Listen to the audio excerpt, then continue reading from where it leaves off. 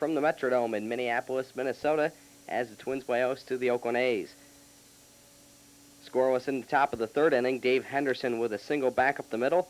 Willie Wilson scores, but Henderson is caught off of first base. 8-1-3 on the putout, but the A's take a 1-0 lead. In the bottom of the fifth inning, the Twins come up with 2 runs to take the lead. First, Kirby Puckett ties the game up with a single into center field. Greg Gagne scores, this coming off starter Mike Moore, and the game is tied up at 1 apiece.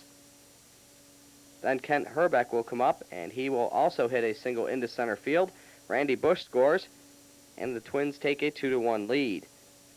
In the top of the seventh inning, the A's tie this game up as Ernest Riles hits one into right field. Scott Herman will score, and the game is tied up at 2 apiece. The Twins take the lead for good in the bottom of the eighth inning when Greg Gagne comes up. As Tom Kelly looks on, and Gagne will hit a single into right field. Gagne going the opposite way. Scott Leas scores, and the Twins take a 3-2 lead. And that lead would hold up as here in the top of the ninth inning, Mike Gallego will foul out to first base. Kent Herbeck will make the nice running catch by the stands as the Twins hang on to win this one by a score of 3-2. Steve Bedrosian with the win. Klink takes the loss, his record 0-1, as Bedrosian goes to 1-0, and Rick Aguilera picks up his 3rd save of the season. Chicago, the first night game in the new Comiskey Park. The White Sox host the Baltimore Orioles, and not a good start for the home team, as in the top of the first, Glenn Davis takes White Sox starter Alex Fernandez deep for this 2-run home run. It's Davis's 3rd home run of the year, and Baltimore takes a 2-0 lead. The fans in Comiskey nonetheless enjoying this first night game in the new park, and the White Sox get a run back in the bottom of the second to make it 2-1, and then still in the bottom of the second, Scott Fletcher would add 2 more runs as he doubles down the left field line. This would score Dan Pasqua and then Ozzie Guillen. Guillen scores just ahead of the throw to the plate, and the White Sox take a 3-2 lead in the bottom of the second. Some nuances in the new Comiskey Park. The fans enjoying the food in the luxury box, and heaters in the dugout. They were never seen in the old field across the street. In the top of the fourth, Randy Milligan at the plate for Baltimore, and he would tie things up with this double, and this would score Dwight Evans. And Baltimore and the White Sox tied at 3 apiece in the top of the fourth. On the throw to the plate, Milligan would take third base, but a double for Randy Milligan. In the top of the fifth, the O's break the tie. Joe Orsulik would single to right field, and this would score Billy Ripken, and Baltimore takes a 4-3 lead. Ripken gets in just ahead of the throw to the plate, but in the bottom of the fifth, the score now 5-4 in favor of the Orioles, and Frank Thomas hits the first White Sox home run in their new park. This a 2-run blast off Ben McDonald, making his first start of the year for the Orioles.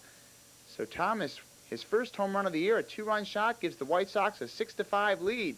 Then in the bottom of the seventh, the Sox threaten to score some more, but a great throw from left fielder Joe Orsulik on the base hit by Frank Thomas, and he guns down Corey Snyder trying to score. However, Sammy Sosa would add some insurance to the White Sox attack. Still in the bottom of the seventh, this trip would score Thomas to make it 7-5. The Sox would ultimately take an 8-5 lead. Then Cal Ripken Jr. with a home run to make it 8-6. The Orioles score a run in the top of the ninth to make it 8-7. Bobby Thigpen, though, would retire. Glenn Davis on this ground ball with a tying run on first base, and the Sox hold on to an 8-7 win. Fernandez the winner, 2-1. McDonald the loser, 0-1. Thigpen his 5th save. Pinellas Reds are in Houston on Monday night, the first time that these two teams have met since their bench-clearing brawl in Cincinnati nearly 2 weeks ago. And in the bottom of the first, Eric Yelding would be picked off by Norm Charlton. You'll recall that Yelding charged Rob Dibble on the mound, as both Yelding and Dibble were ejected in that game. So Yelding picked off in the bottom of the first. Then in the top of the second, first baseman Jeff Bagwell with the 3-6-3 double play on Billy Hatcher's smash. And then Hatcher smashes right into him, but Bagwell hangs on for the double play. Astro starter Xavier Hernandez looking sharp in this game. Here he strikes out Jeff Reed in the top of the fifth. He would surrender just 2 hits in 6+ innings. including a stretch where he retired 14 Reds in a row.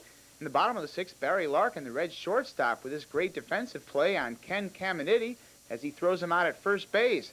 This game would be scoreless until the top of the seventh, when Jeff Reed would break the scoreless tie with the bases loaded. Reed hits the sac fly to left field, and this would score Hal Morris, and the Reds take a 1-0 lead. And that would be all the offense in this game until the bottom of the ninth. Reds pitcher Tom Browning on the bench, hanging on to the bat, and he would see his club lose in the bottom of the ninth. Luis Gonzalez would deliver this single, and this would score Mark McLemore and tie the game at 1 apiece against Reds ace reliever Randy Myers. And then Myers would proceed to lose this game as Carl Rhodes would deliver this single, and this would score Mark Davidson. Paul O'Neill with the try in right field, but he can't make the grab. And there were nobody out on the play anyway, so Houston goes on to win by the final of 2-1. Dwayne Henry gets the win in relief. He's 1-0, and Myers, the loser, is 0-1. 1-0 Chicago in the top of the third inning when pitcher Sean Bosky helps his cause with a ground ball down the right field line. Goes into the Cardinals bullpen. Bosky legs it around, and he'll slide into third base ahead of the throw with a triple. Bosky in with a triple, and then Jerome Walton will let a sacrifice fly to left field that is deep enough. Bosky tags, and he'll come in to score. The Cubs lead this game 2-0 after 3. Bosky also doing well at what he's paid to do, pitch. Bottom of the fifth inning, gets Todd Zeile on the little chopper. He hops off the mound, throws him out of first base to end the inning. Bosky's only allowed 2 hits through 6. Move now to the top half of the 8th inning. Zeile gets his revenge here. As the man off of first base, Zeile will chase after Shawan Dunstan's foul pop-up. He makes the over-the-head grab. A nice play by Todd Zeile to get the out in the 8th inning. Gets congratulations from Ozzie Smith. Bottom of the 8th inning, Bernard Gilkey now with a ground ball off of the glove of Gary Scott. And Scott makes a tremendous effort after it, but Tom Pagnozzi would score. And it's 2-1 Chicago. 1 out, bottom of the 9th inning. Felix Jose will come up to bat for the St. Louis Cardinals with a man aboard. And he'd hit a 2-run homer off of reliever Dave Smith to right center field.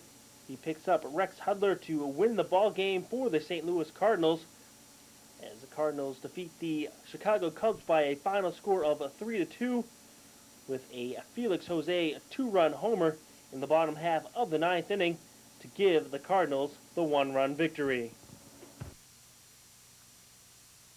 Park on Monday night to play the Boston Red Sox, top of the 4th inning, tied up at 1 apiece when Joe Carter will crush a 2-run homer over the screen in left field off of Danny Darwin. His 14th career home run at Fenway Park. He picks up Kelly Gruber, and it's 3-1 Toronto. We'll take another look at the Joe Carter home run that goes over the screen and into the parked cars across the street from the Green Monster. It's 4-1 Toronto after 3.5 innings. Bottom of the 4th inning, Tom Bernatsky will cut into that lead with a line drive homer just over the wall into the screen in left field. Ellis Burks was aboard, so it's 4-3 Toronto. Home run number 2 on the season for Tom Bernatsky. Top of the 5th inning, this Danny Darwin pitch will be his last pitch as it goes into the dirt between the legs of Devon White. He had to leave the game with tendinitis in his shoulder. 2 on, 1 out in the top of the 5th inning. Ellis Burks will chase down this Joe Carter fly ball to deep center field. He corrals it, throws it into the infield. Roberto Alomar will try to score from second base, but Tim Nearing's relay throw to Tony Pena gets Alomar to end the inning and end the threat. Move now to the bottom half of the 5th inning. Wade Boggs facing David Wells, and he launches a 2-run homer into the Sox bullpen in right center field. He picks up Tim Nearing, home run number 2 for Wade Boggs, RBIs 3 and 4, and the Sox lead 5-4. Top of the 6th inning, bases full, 1 out. Mookie Wilson with the ground ball to Boggs at third. He starts the 5-4-3 inning-ending double play to end the Toronto Blue Jays threat. The fans at Fenway will again have something to cheer about in the top of the 8th inning. Ellis Burks will provide it as he hits a solo homer into the screen in left field, his first of the year. RBI number 4 for Burks. That made the score 6-4 Boston, and that would be the final score as the Sox now have won 5 straight games.